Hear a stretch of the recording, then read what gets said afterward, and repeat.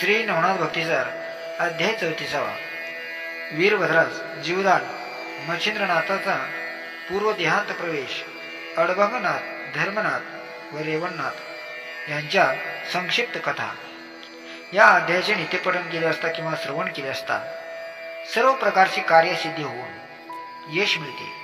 अध्याय सुरुवात होत आहे. गोरक्षनाथांच्या झालेल्या युद्धात आपला वरद पुत्र वीरभद्र जळून भस्म झाला हे पाहून भगवान शंकर शोक करू लागले.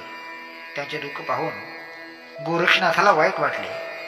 जे शंकरांनी बद्रिकाश्रमात काळजी घेतली त्यांना असे दुःख देणे बरोबर नाही असा विचार करून त्याने शंकरांना वीरभद्राच्या अस्थी आणण्यास सांगितले. त्याप्रमाणे त्यांनी युद्धभूमी संचार करून ज्या अस्थीतून शिवनामस्मरण येत होते त्या सर्व गोळा करून गोरक्षनाथांपाशी आणल्या. गोरक्षनाथांनी त्यावर संजीवनीचा प्रयोग करून वीरभद्रास जिवंत केले. वीरभद्र उठून उभा राहताच पुन्हा युद्ध स्थित झाला. तेव्हा भगवान शंकरांनी त्याला गप्प करून सर्व प्रकार सांगितला. ते ऐकून वीरभद्राने गोरक्षाशी सख्य केले. तेव्हा वातचक्रात भ्रमण करणाऱ्या इतर शिवगणांना खाली उतरवून गोरक्षनाथांनी वीरभद्रासह त्या सर्वांचा निरोप घेतला. मच्छिंद्रनाथांच्या देहाची प्राप्ती झाल्यानंतर गोरक्षनाथांनी चौरणीनाथांसह प्रयाग गाठले. तेथे शिवालयात वस्ती करून त्या देहाचे रक्षण करीत राहिला. एके दिवशी त्रिविक्रम राजा शिवालयात गेला असताना गोरक्षनाथांनी त्याला भेटून त्या शिवाविषयी सर्व हकीकत सांगितली. पूर्व देहात प्रवेश करण्याची वेळ निकट आल्याची सूचना केली. तेव्हा धर्मनाथाला राज्याभिषेक करून येतो असं सांगून तो निघून गेला. पुढील एका शुभ मुहूर्तावर धर्मनाथास ज्यावर बसून त्यानं मोठा उत्सव केला. त्यानंतर एका महिन्याने मच्छिंद्रनाथाने त्रिविक्रमाच्या देहाचा त्याग केला. ते ऐकून गोरक्षनाथाने संजीवनी प्रयोगाने अस्थिमांसांची रचना केली. अशा प्रकारे देह तयार होताच मच्छिंद्रनाथाने त्यात प्रवेश केला आणि तात्काळ उठून बसला. धरणविधीच्या वेळेस मच्छिंद्रनाथास जिवंत पाहून रेवती राणी चकित झाली. धर्मनाथाला पितृवियोगाने खूप दुःख झाले. तेव्हा राणीने सर्व इतिवृत्त सांगून त्यांचे सांत्वन केले. त्यांनी मच्छिंद्रनाथांची भेट घेऊन त्यांना व गोरक्षनाथांना चौरंगीनाथासह राजवाड्यात नेले. त्याची वर्षभर उत्तम सेवा केली. निरोपाच्या वेळी मच्छिंद्रनाथाने धर्मनाथाला मी 12 वर्षांनी येईन आणि गोरक्षाकडे त्याला जोग दीक्षा देऊन बरोबर घेऊन जाण्यास सांगितले. धर्मनाथांचा निरोप घेऊन निघालेले ते तिन्ही नाथ तीर्थयात्रा करीत करीत भामानगरास आले आणि कृषक पुत्रा माणिकास भेटावयास गेले. मार्गामध्ये गोरक्षनाथाने मच्छिंद्रनाथाला माणिक भेटीचा तो गमतीचा प्रसंग सांगितला. ते जेव्हा त्याच्यापाशी गेले तेव्हा डोक्यावर ओझे घेऊन उभा असलेला त्याचा अस्थिपंजर देह पाहून त्यांना धक्का बसला. गोरक्षनाथाने त्याच्या तपश्चर्येचे बदल धन्यद्वार काढले. मग त्या तिघाने त्याला तप पूर्ण करण्यास सांगितले. तेव्हा तो म्हणाला, तुम्हालाही नसती उपाता कशाला हवी, चला चालू लागा. ते ऐकून मच्छिंद्रनाथास मौज वाटली. त्याने त्याला कौतुकाचे अनेक प्रश्न विचारले, पण त्या आरमोठ्या पोरानं त्यांना वेडेवाकडेच उत्तर दिले.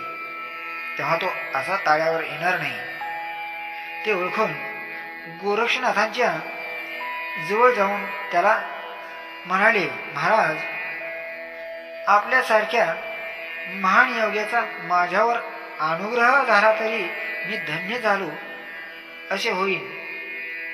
आपण माझे गुरु व्हा. त्यावर माणिकाने उत्तर दिले, तू मला गुरु हो म्हणतोस त्यापेक्षा तूच माझा गुरु हो की.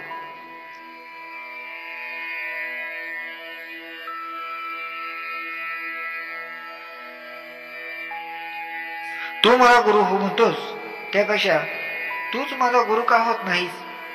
ते ऐकून गोरक्षानं तात्काळ मंत्र उपदेश केला. त्यामुळं तो ब्रह्मज्ञ झाला. त्याची आज्ञा पण दूर झाली. त्याने तपश्चर्या सोडून गोरक्षनाथाच्या चरणावर मिठी मारली. गोरक्षनाथाने शक्तिमंत्राने त्यास सशक्त केले. मच्छिंद्रनाथाने त्याच्या स्वभावास अनुसरून त्याचे आडबंग नाव ठेवले. गोरक्षनाथांकडून त्याला नाथ दीक्षा देवविली. त्याला आपल्या बरोबर घेतले. प्रवासात त्याला सर्व विद्या शिकविल्या. त्याप्रमाणे सर्वज्ञ संचार करीत 12 वर्षांनी ती 4ही नाथ प्रयागात स्विली. तेथे धर्मनाथ उत्तम प्रजेची व्यवस्था ठेवली होती.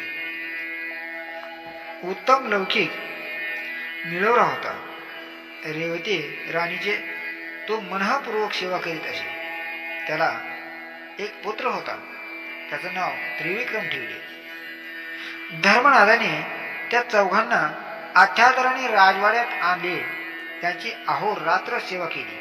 पुढं मच्छिंद्रनाथाने त्याचा मुलाला गादीवर बसविले आणि माघ शुद्ध द्वितीयेला गोरक्षां करवी योग दीक्षा दिवली. त्याला नाथपंथात सामील करून घेतले. त्या अनुग्रहाने धर्मनाथाने महोत्सव केला. त्यामुळे देवही संतुष्ट झाले. त्यांच्या विनंतीवरून गोरक्षनाथांनी धर्मनाथाच्या मुलाला दरवर्षी तसा उत्सव करण्यास सांगितले. त्यामुळे ते द्वितीय धर्मनाथ बीज म्हणून प्रख्यात झाले. त्यानंतर धर्मनाथास बरोबर घेऊन मच्छिंद्रनाथ, गोरक्षनाथ, चौरंगीनाथ, अडबंगनाथ तीर्थयात्रेस निघाले. प्रवासात त्याला सर्व विद्यांत पारंगत केले. बैद्रकाश्रमाशी भगवान शंकराचे दर्शन घडवून त्यास तपश्चर्यास बसविले. त्याचे 12 वर्षाचे तप पूर्ण झाल्यावर 4ही नाथांनी देवाच्या उपस्थितीत मोठा सोहळा केला आणि ते पुन्हा संचारणार्थ निघाले. पुढे ब्रह्मदेवाच्या वीर्यापासून 88 ऋषी उत्पन्न झाले. त्यावेळी त्यांचे थोडेसे वीर्य रेवती नदीच्या काठी पडले होते.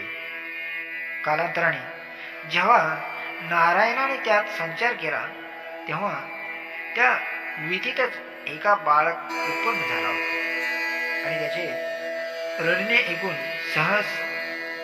सहन सारो गलव्यानं त्याला घरी नेले.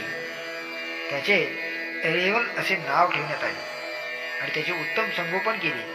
12 वर्षाचा असताना एके दिवशी रानात बैलांना चारा घालत असताना योगायोगाने त्याच वाटेत दत्तप्रभू गिरनारकडे जात होते.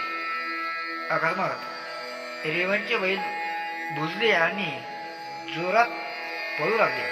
त्यावेळी त्यांना आवरण्यासाठी धावलेल्या रेवणच्या धक्क्याने तो स्वतः आणि दत्तप्रभू ते दोघेही खाली पडले. त्या दत्तप्रभूंच्या स्पर्शाने रेवणाच्या मनातील मायापटन दूर झाले. आपण चमस नारायण असल्याचे ज्ञान त्याला झाले.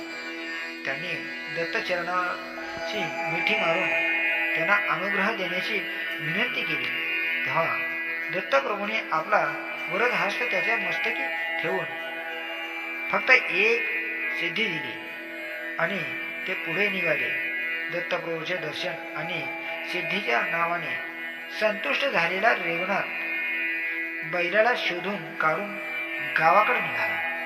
याच बरोबर अध्याय 34 समाप्त होत आहे.